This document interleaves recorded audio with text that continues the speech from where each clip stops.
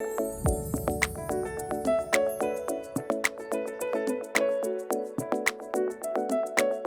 everyone, and welcome to our third webinar series that ISS is running for teachers around the world. This week, we're focusing on secondary counselors, and we have three amazing counselors with us today. And they're going to be talking to us about strategies and ideas that they've been using working within international schools and being online since, I believe, February. February 2020, for everyone. So the first person I want to introduce you to is Laura Cohen. She's a middle school counselor from Hong Kong International School. And she's also a TCK, a third culture kid, and has experience and is an experienced international educator and counselor who's worked predominantly around Asia for the past 25 years. Her expertise lies in both trauma and crisis support and teen and family counseling. Additionally, I'd like to introduce you to Jason Hawley. Jason's a high school counselor from Hong Kong International School, and he's been counseling internationally for 9 years. And then prior to that, he worked in the US. And this past 2 months have been his first 2 months teaching online and working online. And then we have Timothy Wu, and he's from Canadian International School, and he's the upper school well-being counselor from there. And he is Chinese-born Canadian, born and raised in Toronto. Oh, I love Toronto.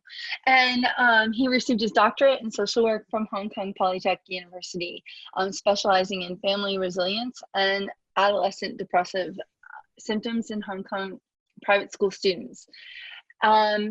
Additionally, he has worked as a family service child protection worker and is an adolescent social worker in a rehab hospital for children with special needs.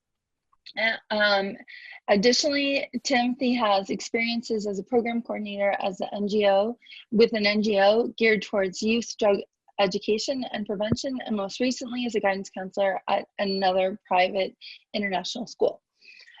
So we've got three experts here with us today, and if you'll notice, there are I'll give you a couple different Zoom basics on the protocol. So we want to thank everyone for participating. Welcome. And we have two different options for you. On the bottom of your screen, you'll see a Q&A button. That is for questions that you would like our panelists to answer. Now, when you registered for the call, we were able to gather all of your questions. We kind of chunked them into main themes, and we formulated the webinar around those themes. But if there's a pressing question that we don't get a chance to answer, you'll have an opportunity at the end. And my colleague, Laura Benson, who's over here on the side, who's our Director of Curriculum and Professional Development at ISS, will help us facilitate those questions as well. And additionally, invisible on the screen is my colleague, John Burns, who's helping us handle all the tech stuff, Zoom issues, and navigate both the Q&A and the chat. Now, on your right-hand side, you'll see also there's a chat button. In there, you can say hi to people that you want to, you can individually message them, but it's also mainly an area for sharing really great resources. So if you're like, hey, they're talking about something and here's something that would totally go along with that, put it over there. After the call, we will take a transcript of the chat, and we will publish that along with any links and resources and a link to the video. So if you don't have a chance, or one of your kids is crying in the background or something happens and you can't stay with us the whole time, we can send you the webinar afterwards as well so you can watch it. Okay, so we're going to get started right away with our very first question. The first question is question number 1. So what are some counselor-led strategies or activities that have been successful in helping your school community stay connected during this time? Tim, would you like to start us off with that question? Yeah, sure. Yeah. So first off, thanks for having me. I mean, definitely this is a great way for us to kind of come together. And I think that, with the first question, one of the things that first popped into my mind when I read this is just to make sure that the people that we're trying to take care of, who are the students, obviously have a number of caregivers that are involved. And so that being the teachers, I would definitely say that the staff at the school are so important and so vital to this whole entire operation. This is a very unprecedented time for everybody. And I think that with responses coming from every single person being different, we all have different vulnerabilities that we should be aware of. And sometimes people who are experiencing these traumatic incidences or like this new kind of experience, like we don't even know how we feel about it yet. So I think that definitely a part of it is being able to provide psychoeducational resources to the staff first and foremost. We need to make sure that they're in a good place before we are able to kind of move forward to have them be taking care of our students, and then also being our eyes and ears for our students too, in terms of ensuring that they're cared for. So going to the source of the people who are going to be interacting with all students daily, I think is super important. So one of the big things that our school at Canadian International School has taken on and adopted is actually from the National Association for School Psychologists. It's called the PREPARE method. And so we've really taken a tiered approach. And so we've done psychoeducation for all staff members to talk a little bit about just the nature of I guess, what kind of threat perception they may have, or concerns or anxieties or stress that are related to this current situation that we're presently in, and to kind of help them be able to take control out of a chaotic situation. We all know that stress and anxiety often comes out of very chaotic times. And so being able to help them realize, one, the interventions or the ways that have been helping them to feel more protected in general, what the school has done, what the government has done, what has presently already been done. And if that's enough for them, great. If it's not enough for them, what are some personal actions they can personally take to take control of the situation? And I think that oftentimes helps alleviate some of the stress and anxieties that can come with it. So helping them keep connected with their community, with the school, first and foremost, I think, is what we want to be able to do to help them be successful within a school setting. And that way, when we're doing these tiered approaches as counselors, we also start to be able to acknowledge and see who may be more of a need in terms of a second tiered approach of intervention. For parents, our counseling team has also started to try to get a little bit more creative. I know Laura's doing some great stuff with her parents too, so I'm sure she'll talk about that. But we've decided to put together bite-sized videos of like little webinars that, talk about connecting with teens, helping with online learning, giving parents reminders in email form about boundaries for online learning, expected teacher response times, how teachers may be putting limitations on their work time and the turnaround time for that, and to help students kind of be led towards understanding maybe they shouldn't email after such and such time, creating healthy habits with digital devices.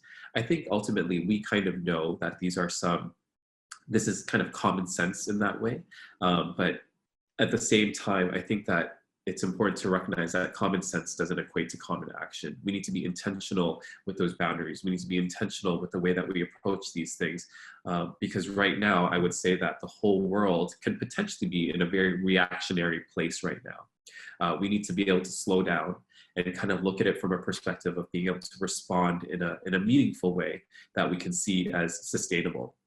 I know one of the big problems that all of us have been facing is this idea of burnout. So just for us, in addition, it's just helping students also be reminded that, this is a time that it's going to be a little bit strange, a little bit awkward. It's going to take time to be able to move forward from here. Tim, you mentioned a resource right at the start of your question. Can you repeat what that was again? The NASP, the NASP, the PREPARE method. Okay, because we had a few people ask about that, and we can then put a link to that in the chat. Sure. Great. Laura, did you want to ask something or add to that? I'm sorry. Which I'm Laura? calling. Laura calling, sorry. Yeah. Hi, everybody. Thanks so much for giving your time to join us. We're going to do our best to share some tips and strategies, practical applications that you might be able to facilitate in your school, or that you might even be able to share with us, right? Because whilst we've been doing this for 9 weeks, we're the experts, but we're in it together. So what I did is I created a list of all the different things that we've been doing. And so for students, we've been sending out weekly grade level emails. We're very fortunate at HKIS to have one counsellor per grade level, and I want to put that up front because that has allowed us to do an awful lot in regards to proactive as much as possible and reactive response to our community. If you're one counsellor for several grade levels, you're not going to be able to emulate all of this, but the hope is that we can also share resources with you, whether that's emails that you could copy and paste, or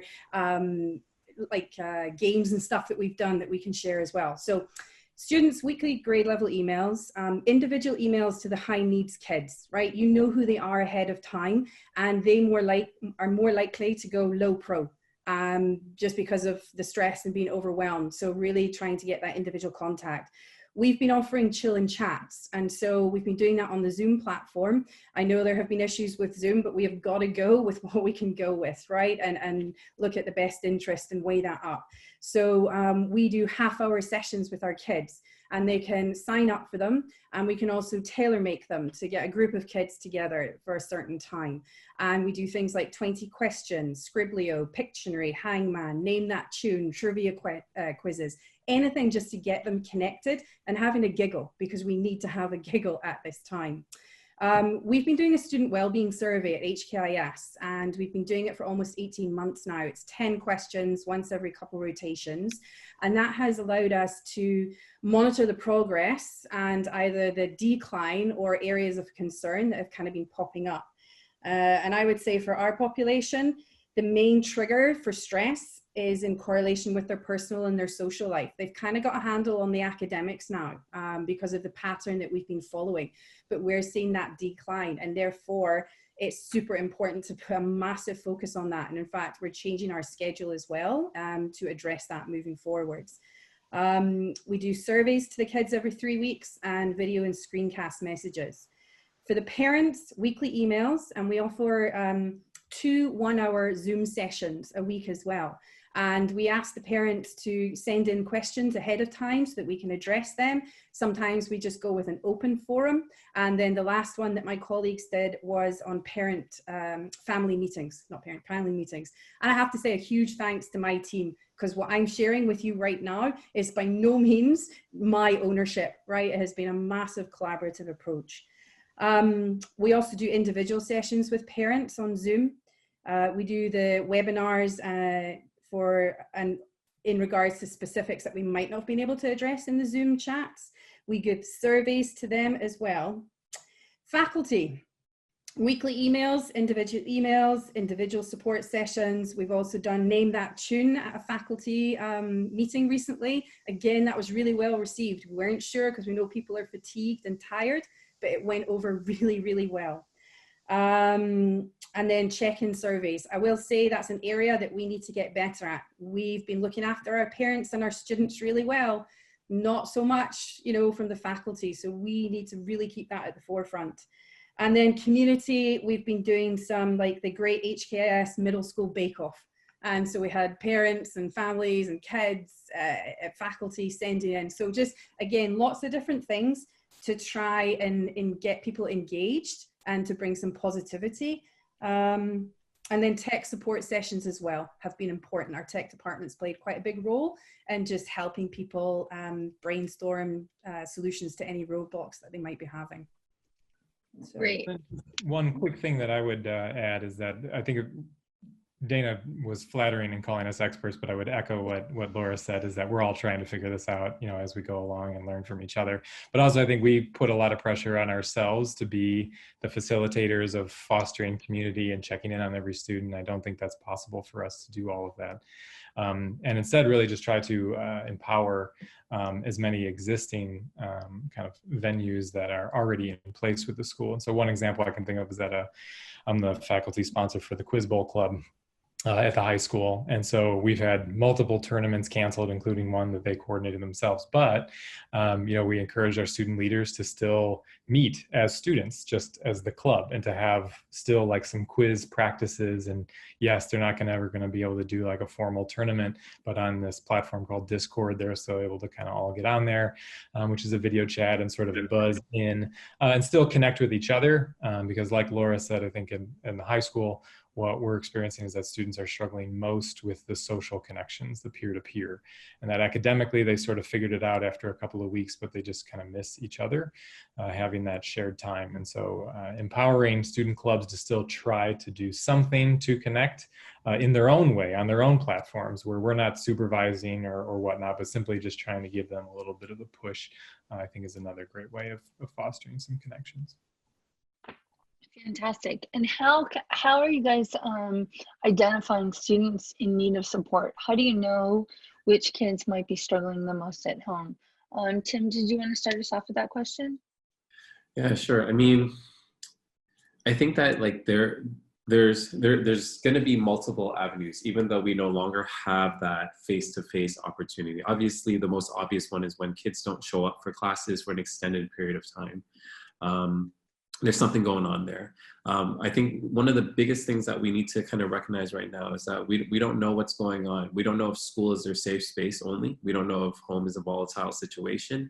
And I think that, you know, I think trying to treat it as normal as possible, you know. So I think one of the first things that we need to do though is to kind of set those expectations that are for a classroom kind of setting, where students kind of know how to present themselves. So for example, you know, make sure that you're there on time, make sure that you're not in your bed, maybe you're in a good working space, dress appropriately, all those different kinds of things. So if a student, you know, shows up really disheveled, if they're consistently late when they literally just have to get up, you know, those kinds of things, those are things that might be noteworthy. But obviously also to give students a way to make peer referral anonymously would be really, really nice. But I think one of the approaches consistent with the NASP method has been to kind of take it from a tiered approach. Our frontline workers, you know, just to kind of echo what Laura was saying earlier, that, you know, we are a very well-funded school with, you know, very well-resourced. You know, we have guidance counselors that, you know, like many more guidance counselors than I know is not typical for every school. And so, you know, all of our students have a touch point and a previous relationship with a guidance counselor already. So they've already had 3 checkpoints in a year. And so essentially those relationships are already there. But with that said, I would say that if you already have that, great. If you don't have that, it's not the end of the world. But I think that with counselors who know that, you know, I think it's first important for counselors to approach with their working knowledge of students who are typically high flyers in their office, or from your experiences with them, are not likely to thrive with this kind of online and hands-off approach. It's important for us to start the ball rolling, whether it be through email or a call home or something to that effect. I think also approaching teachers as a second tier who have noticed a consistent absence of students not attending online learning and have multiple missing assignments or otherwise, despite typical interventions, whether it be emailing home or emailing the student to remind them or just trying to have a one-on-one meeting with them. We've also been collecting information from about students from teachers, collating data points about the same student from multiple teachers to see if that is something consistent across all subjects, and kind of being the person that kind of helps coordinate in that way, and involving obviously in reaching out to appropriate caregivers for the support and accountability measures that are necessary. But I think one of the things that we also have to really recognize is that this is a transitionary time for students who, you know, developmentally may not be there, who aren't there, technically speaking. When it comes to their development, you know, what we're expecting of them right now is very university-like. Attend classes at a very certain time with little to no accountability. And, you know, to be honest, even though we have online learning sessions available, these are not mandatory sessions because, you know, technically school's closed. So there's a lot of gray area at this point too. And with the added stress and frustration, you know, I think Dana, we were chatting earlier and you mentioned, you know, maybe internet is not something that they necessarily have available to them. And this is just a normal expectation for them now, that you should have high speed internet available to you and ready to go. And so being in an elevated level of stress and anxiety already as it is, we can't expect them to be at their peak kind of performance. And so I think the third tier, though, I definitely think, and I think we're going to talk a little bit about it later in terms of supporting these families who might be a little bit more absent, is I think it's important to kind of be transparent and be working with your admin. One strategy has been for us to sit down on higher level meetings with admin to kind of come up with lists by grade level to talk about those students who are particularly concerned about. But again, we have the resources where we have the specific guidance counselor who can keep that student accountable by that grade level. And in that sense, we're integrating both academic and social emotional concerns with different parties, and it might require a more collaborative approach in that sense. And so whether that be an email or phone call from admin that's directly, that would be more helpful. I think that, it goes without saying that that preventative work in that nature kind of is where that pays off. But again, if you don't have that, I think that it's just about knowing that you can slowly roll out that ability to kind of catch those kids by using your staff, because they are aware of how students typically perform in the classroom setting as it is. Great. I'm going to move us on to question number 3. Can you help provide any tips or strategies on how to deal with the ethical standards of counseling practices? Laura, do you want to start us off with that one? Well, I don't really have the right answer, because I don't think there is a right answer right there right now. I know that, ISCA has put out a statement, ASCA has put out a statement, we're having Zoom security issues, and so we have anchored in what is in the best interest for both our student body and our personnel. So safety on both sides. And so what we've done is we've continued conversations with email, and we also have the wellbeing survey. But if we want to engage in a one-to-one Zoom conversation with a child, then we ask for the parental permission ahead of time. Now, the only time that doesn't happen is if that would put the child at more risk, or has the potential for putting the child at more risk. And we have had one of those cases. And so what happens is then I bring that to my principal, we talk about it, and then we make an informed decision in the best interest of the child if we go ahead. And then at least I've passed that through administration, and they're aware of what's going on as well. And our school psychologist is also informed of these decisions. So really, that's the best advice that I can give. Like, yes, of course, the normal child safety protocols. If you're engaging on Zoom, we would expect kids to be following dress code, right? I've seen some responses to these things like, oh, I don't care what they're wearing, as long as they're turning up. Wrong answer. We are still responsible for child protection protocols, right? And upholding that. And that's just as much to protect them, just as much to protect you as it is to protect them as well. So absolutely regular, you should be dressed, you should be ready to engage as if you would in a school day, and then seeking parent permission, as long as it's not going to put the child at risk. If not, going through the admin to inform them and make a decision about what's best.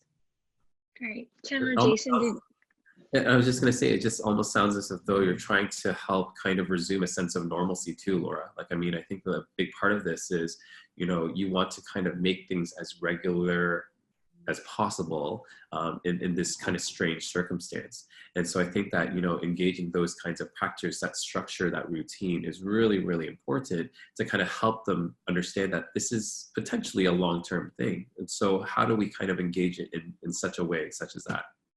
Yep. Great. Jason, this question I'm going to direct kind of directly to you, but as a high school counselor, but how are high school counselors managing the college admissions process and end of year exams? I mean, that's just an added stress that our students already have in high school. And I'm just wondering how, can you start us off with that question? Yeah, there's a number of different points that I'd like to make. First of all, I mean, things are changing every week. There's a new announcement about one thing or another. So unfortunately, if you're watching this recording 2 weeks from now, unfortunately, everything I say might be obsolete. So we have to all take everything we say with a grain of salt, and that it's a very fluid situation, keeps changing.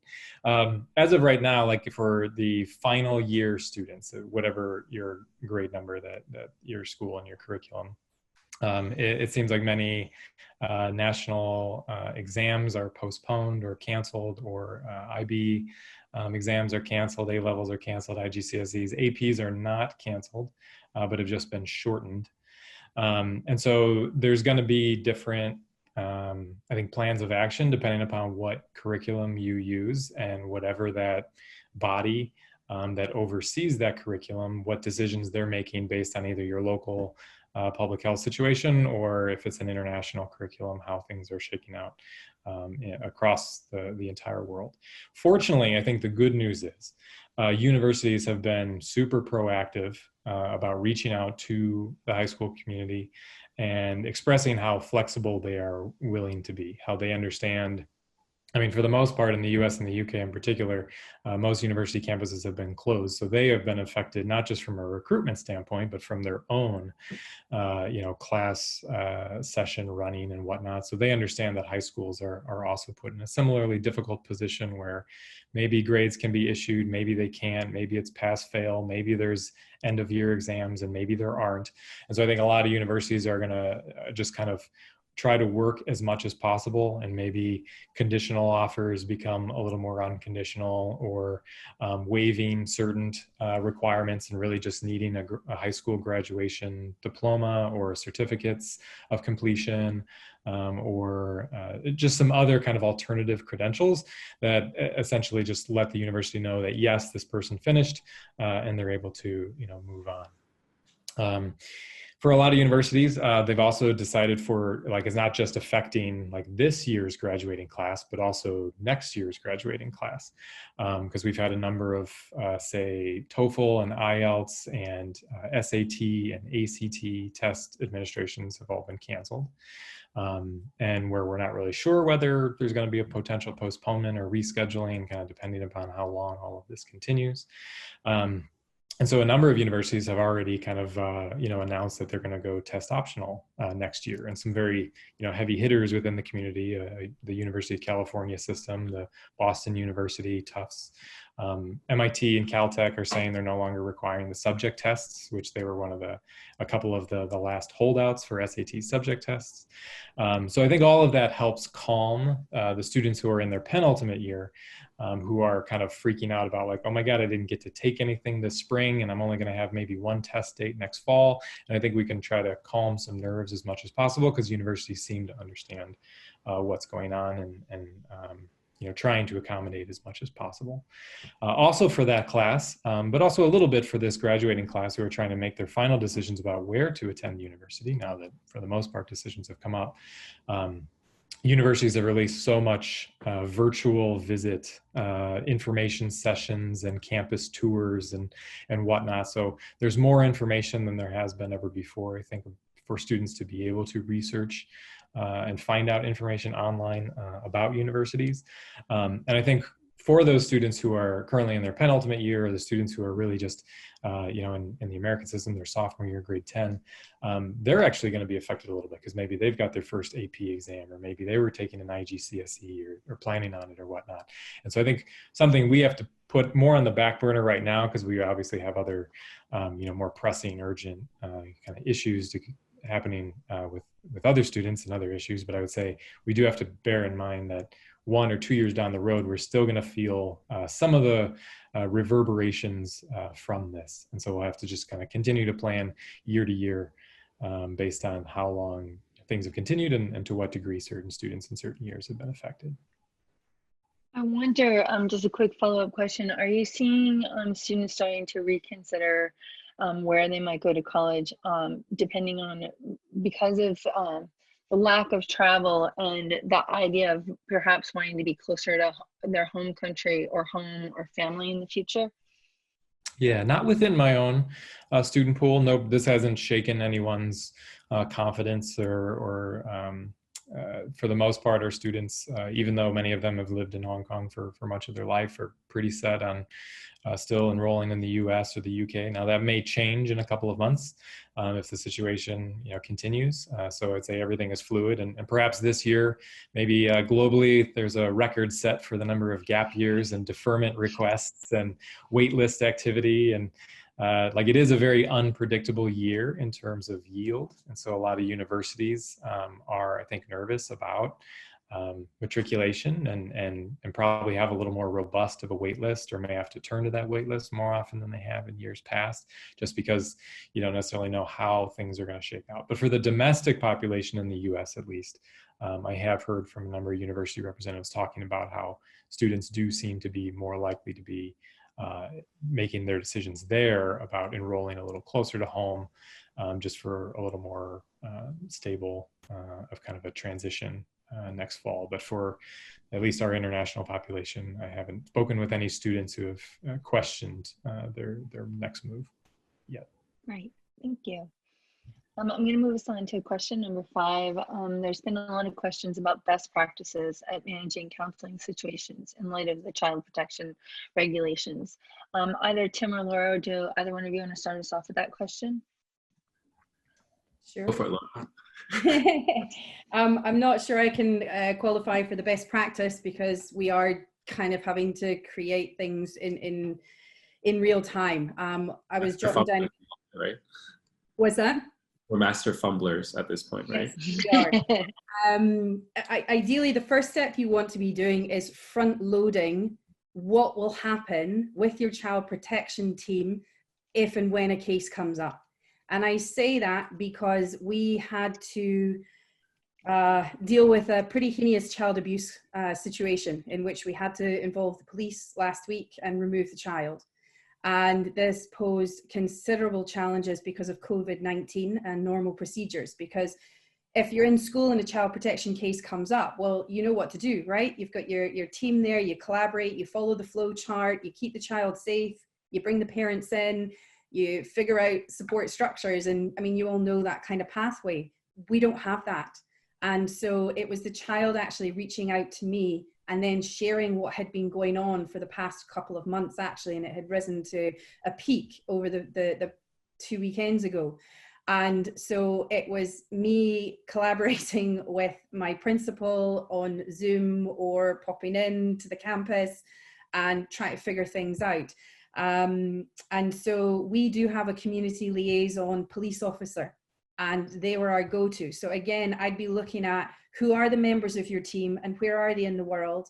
And are you able to convene something at the drop of a hat? And who will be on that team? And do you need to make any changes given where people are in the world? Know that I've also been providing support to a suicidal child that we had to try and admit to the psychiatric ward last night. But because beds are scarce, there was no bed for her. And so you're left with these dilemmas that are never normally on your shoulders. And let me tell you, you'll be limited with the support. And I know as counselors, as you know, we always want to be able to help, and it doesn't feel good. And you're going to have to get used to that feeling of discomfort. You know, it hasn't stopped me. I've pushed back even with admin. I hope they're not going to listen to this, but I've pushed back because, you know, admin have said to me, well, you know, Laura, there are limits. And sometimes we just have to be able to say that's good enough. Well, sorry, that doesn't cut it for me. If a child's been beaten, I can't just go, you know what, you're right, I'll take a step back. So you take a step forward and you lean into it. But you do, what I will say from learning from these experiences, if you haven't had those yet, one of the first things you want to do is bring it to the attention of your administration. Figure out who the team is, figure out what you can follow in your flow chart and what you can't, because you can't bring parents in, right? And so you may need to rely more on social services and more with the police force in these circumstances. So, yeah. And I would definitely kind of, you know, just kind of echo what Laura's saying, just in terms of, you know, what we're talking about is the ability to spread the risk within the community, right? I think a big part of that is that, you know, you're right. We can't be behind a pillar everywhere, just be like, what are they doing? You know, these are very difficult times that really require us to kind of reach out and know our community well. What resources are available? Who can we call? Who can we kind of pursue to kind of help us follow up in times like this, where they might have more bargaining power to be able to get into the home or to enforce certain kind of protection matters for these kids. And developing those relationships with either your community officer or, you know, the child protection equivalent within your country is super important.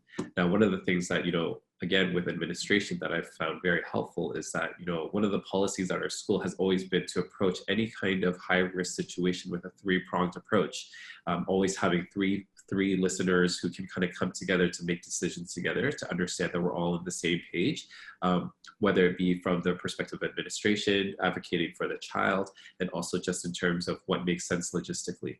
So I think ultimately, you know, we've really been consistent with that in terms of whether it be someone on administration and then maybe our school psychologist or myself, or and their regular academic guidance counselor or their social emotional counselor as well. And being able to kind of manage those understanding to be able to help move forward. But I definitely agree that, you know, this will be a time where we really will be stretched because it's going to be really onerous in terms of the level of potentially guilt, potentially frustration with the system and noticing the different gaps that exist. But I also want to be able to say that, you know, these limitations are real and we should not be faulted for them.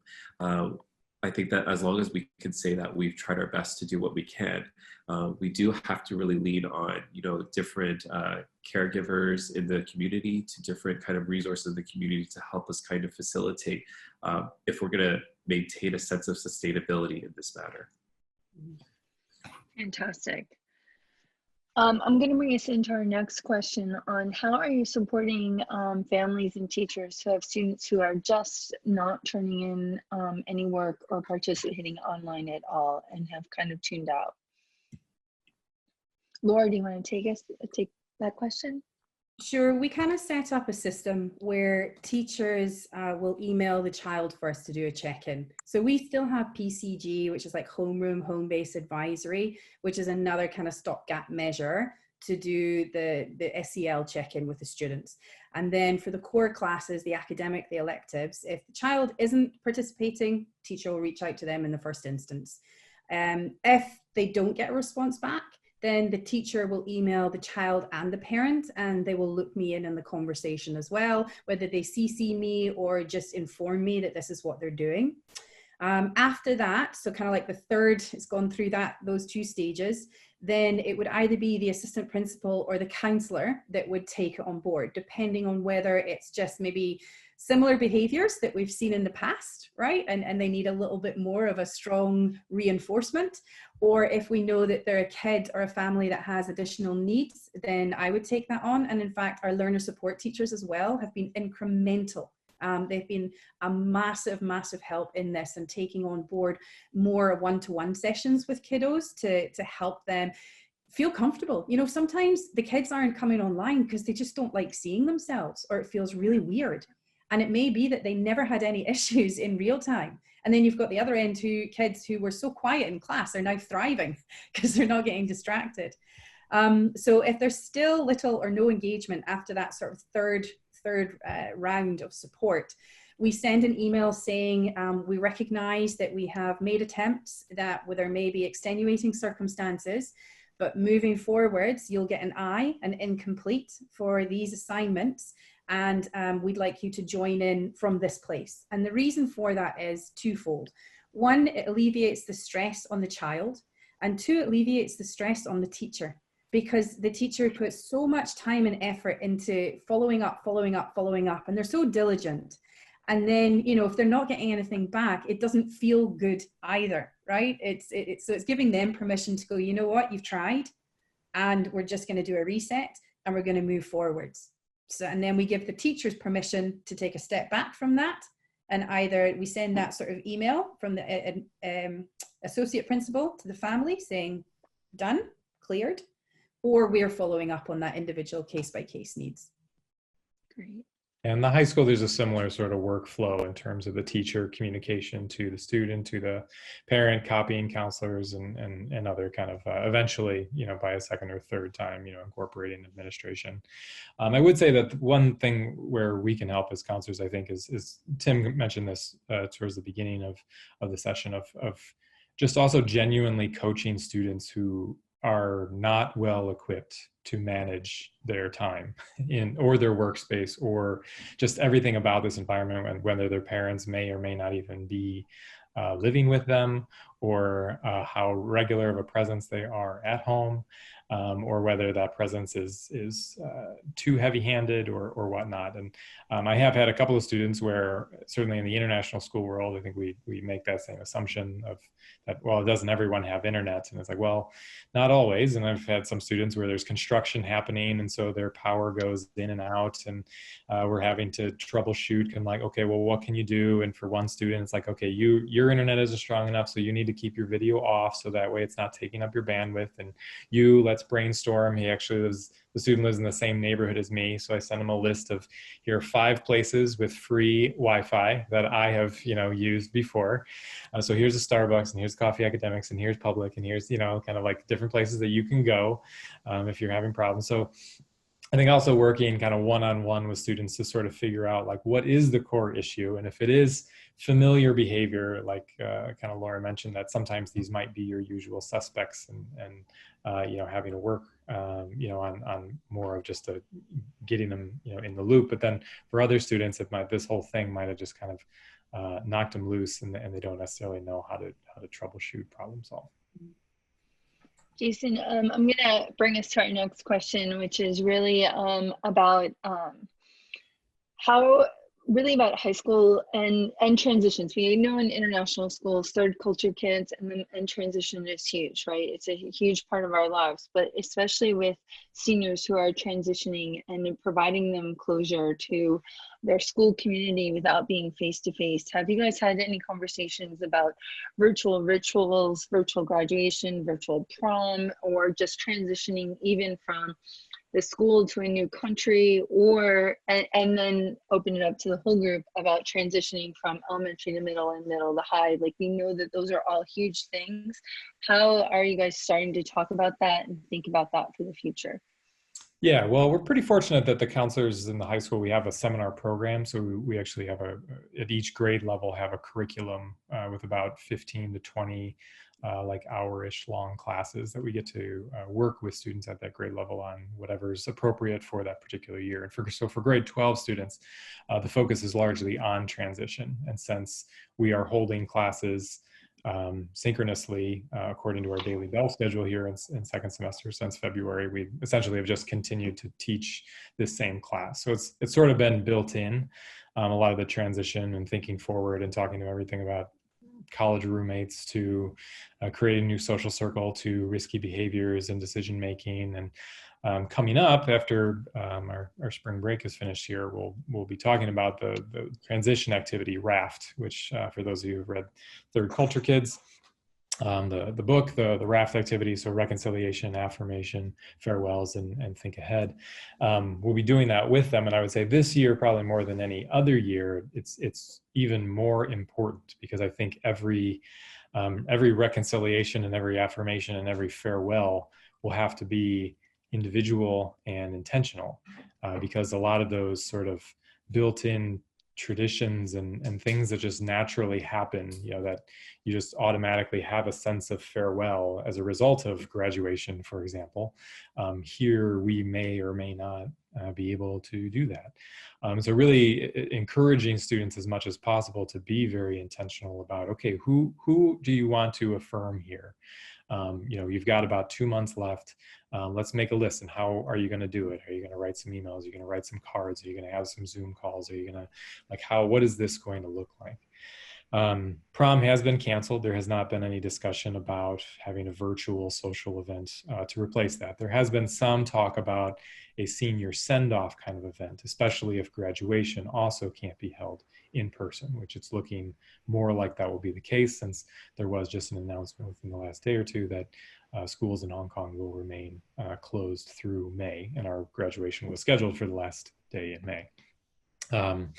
So there may be an alternative. Well, graduation itself, there will be some kind of event, and our administration is already kind of talking and brainstorming. And one of our assistant principals asked the counselors to also just kind of throw some ideas on the table of, some sort of, videos, or you can still have speeches, kind of have a live simultaneous event of some kind and call out names, and maybe have yearbook photos, which were fortunately already taken in the fall, or something where you can still at least have some sort of ceremony, albeit without all the pomp and circumstance. pun intended. There's also some discussion about that maybe in August. So let's say the public health situation calms down, and in August, before everyone really has gone off to their separate locations, maybe 3/4 of the students might still be around, and maybe we can have something on campus then. And it would be more informal, but at least it can be, something.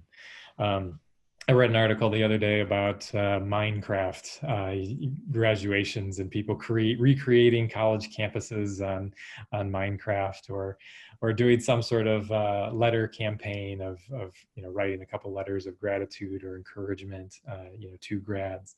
And then also, so you mentioned, Dana, also about the transition from one division to another. So not just graduating students, but our current grade 8 students who ordinarily we would have some programming for them to get them more familiar with the high school.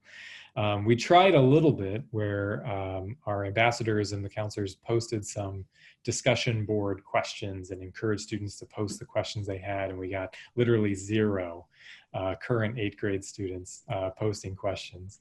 But it was a good idea, trying to at least sort of solicit that. So I think also maybe one message that I'd like everyone to kind of take home with them is that there's going to be some ideas that just don't work, and that's okay. We're all trying to figure this out.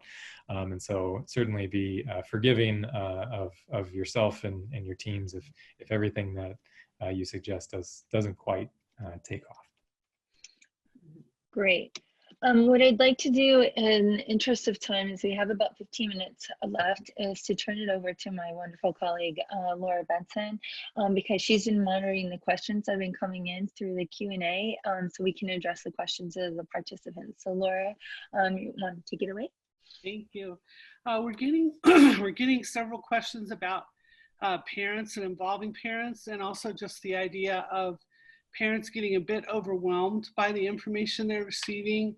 So maybe any other pearls of advice around parents, relationships, and communication. Thank you.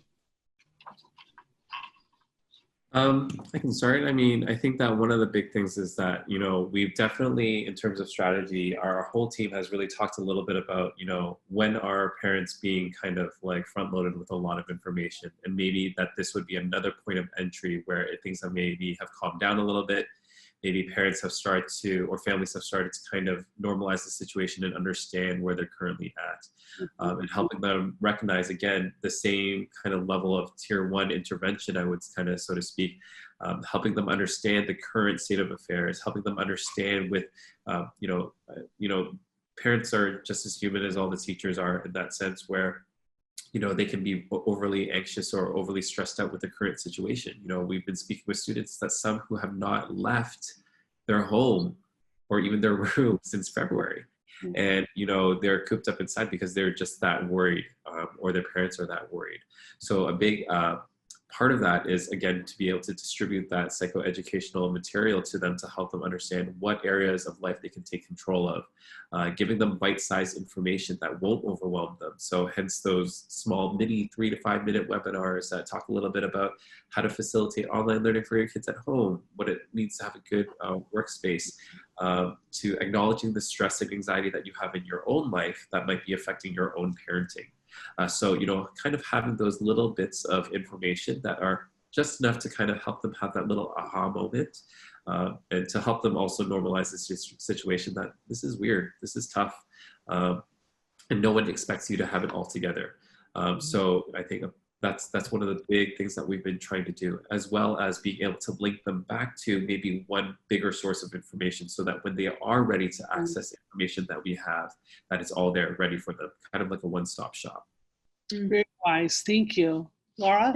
Yeah, I'll just add to that. We find that the Zoom calls with the parents have actually been super, super helpful. And I know that can seem really intimidating, right? I know what we felt when we were sort of opening up the floodgates, so to speak. And just a few things that we've learned from that. We have 3 counselors in the middle school. If you don't have that number of counselors, bring in an admin or someone else, because what we did was we had someone that facilitated, someone that was an observer, a process observer. And their role was if someone was kind of like hogging the stage or getting carried away a little bit to kind of reel them back in, and a timekeeper. And what we did is we front loaded what our roles were at the beginning. And we also front loaded what we're here to be able to do and what we're not here for. And so we would then, if someone brought something up, we'd say, well, that's a great question. That's something that admin will have to respond to, and we'll connect you with admin afterwards. And so if you're nervous about how many people are going to join in, you could do an RSVP, which is what we did for the first one. And we also asked for specific areas of focus. Right. So just a couple of learnings, and that has really helped. The parents were so grateful to learn that they're not the only ones, right? And they're talking in real time with other people. And we as parents were sharing as well. And that was so healing just to have that collaborative moment. Yeah. Thank you. That's awesome. Jason, anything you want to add? No, I just add one thing that I think I think we're all feeling overwhelmed with the amount of emails and the amount of webinars and the amount of great things that are out there that we're being like invited to, and feeling like we need to participate in them. And I think early on, especially, I think certainly I felt a little pressure of like, oh, I'm working from home. We all need to make sure that our bosses know that we're doing stuff. So we need to send out this email and we need to send out this newsletter. And so I think there was a certain busyness kind of in the early going to sort of justify that, like, yes, I'm working from home, but I'm still working. And now that this is just settled into the reality and it's clear that, like, yeah, the school's still running, there really aren't kind of these doubts or questions, and maybe only self-doubts. I wouldn't say that we didn't really have like a lot of breathing down our neck from our supervisors or anything. It's just sort of that pressure that sometimes we feel ourselves to be professional. Responsible. And so I think now that some of that has sort of moved on, I would say we can focus more on, okay, do we need to send that email, or can we start compiling things and just save it for a monthly newsletter as opposed to send 3 weekly emails with announcements or updates or whatnot. And so just also be mindful of like, well, what are you sending and how urgent is it? Does it need a response, or can it be saved up for more of a compilated or compiled rather communication? Really wise. That's brilliant. And you guys have already thoughtfully shared wisdom on a couple of the other questions. So kind of combining one is around safeguarding, how you're approaching safeguarding students. And Laura, I know you addressed that as you all did throughout our webinar here, but maybe any more advice about safeguarding, and then just coupling that so you can think about, we've had a few questions about depression. When you know kids are, or they possibly are wrestling with that. Just any thoughts you might have about safeguarding or depression. I think the article that Tim just posted, I love it, right? Because we are all grieving. That is really, we are grieving the change, we are grieving loss, you can't escape that. And as grief impacts us, we know what it's like a wave, right? Sometimes you're just overwhelmed, and other times you're actually doing okay, and you don't know when you're going to be waking up in one of those moments. So I think that's super important. And I totally lost my train of thought. I'm sorry, I was up till 2 a.m. What was the question? Safeguarding and grief. Yeah, and just the idea of depression, how you're helping. Thank you. Right. So through that. Yeah. So we've been front loading, thank you for that, the protective factor pieces, right? So when you're looking at gratitude or random acts of kindness and trying to already infuse those in with PCG, with the brain breaks, with the counselor chill and chat, like there's lots of different ways to try and already build up some reserve in the bank. Right. They're going to be tapping into it. Right. So thoughtful. Tim or Jason? I'd say one thing that I think has been really helpful is that like our PE department, initially I think there were some questions about like, oh God, how could you do PE, in virtual school? And yet we know that, physical activity can be, preventative when it comes to, or managing for those who do struggle with depression. And so they've been able to work out a calisthenics routine where students are still live video and kind of doing something within kind of the physical space of their room. And I think making sure that students still have like some sort of physical activity, even though they are so cooped up. And as, of course, when it comes to the workspace and the routine and time management and whatnot, encourage as much as possible the movement breaks and not sitting at your screen. And fortunately, so many students have kind of taken it upon themselves. I think once the school day is over, they are sick of these devices now. If you ever wanted to get a teenager sick of their computer, it turns out we found out how to do that. But I think, again, trying to, like Laura's saying, like as much as possible, trying to, when it comes to the preventative and management kind of stuff, making sure that that's not all going to the wayside, because it is so easy, I think, to put that all on the back burner during this strange situation. Tim. No, I would just to echo what they're all saying too, right? I mean, I think definitely this is kind of, again, we have to really recognize that this is a very different time. No one anticipated this. No one wants it to be like this. So I think that ultimately everybody is vulnerable, and we have to treat it as such. With this whole idea of grief, I think that when I read that HBR article, it really put the finger on it for me in terms of understanding that, like, these, not atypical responses from students who are typically, really thrive in the classroom, all of a sudden are our most critical student that we're really worried about. And it's partly because of the fact that this has been a huge jolt to their system. And so all the more, I think that, I've actually been quite pleasantly surprised at the number of students who, when I've emailed out and said, like, hey buddy, like, do you want a Zoom session? And they're like, yes, definitely. And it's because they crave that connection. They crave that ability to kind of connect with someone, right? And, I think that oftentimes we can kind of lean towards that saying, like, oh, are they attention seeking? But I think that at the same time, we have to kind of recognize it as connection seeking. They're seeking those connections that are presently missing from their lives, that they would usually get like a little bit of a fix from a school perspective. They're surrounded with people. They have those protective measures in place, but now they no longer have that. So I think creating those opportunities, no matter how strange they may seem to you, no matter how weird they may be, or how little participation you think there may be, I think that ultimately we're giving avenues. We're giving avenues of support, and we're giving variation. And we also need to be able to utilize the community around us to be able to kind of leverage those kinds of long-term sustainable kind of methodologies. Right. Yeah, no, I think for all three of you, that reaching out is so important, in the preventative measures that you're taking so thoughtfully, and nurturing and shepherding the kids through these hills and valleys of feelings and realities. This has just been so incredibly helpful. We're so grateful to you all. I'm going to pass it back to Dana, but thank you so much.